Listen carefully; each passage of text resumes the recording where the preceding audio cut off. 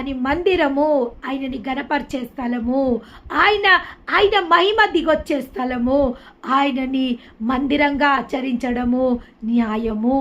ఎందుకంటే ఎప్పుడైతే we are the body of the Christ, Christ is the head of our body, ఎప్పుడైతే ఈ కలయిక జరుగుతుందో ఆ స్థలంలో అద్భుతాలు జరుగుతాయి. ఇంకొకటి ఏమంటుండంటే, నీ తల్లిని నీ తండ్రిని సన్మానించుము. తల్లిదండ్రులని సన్మానించడం అనేది దేవుడిచ్చిన ఆజ్ఞ.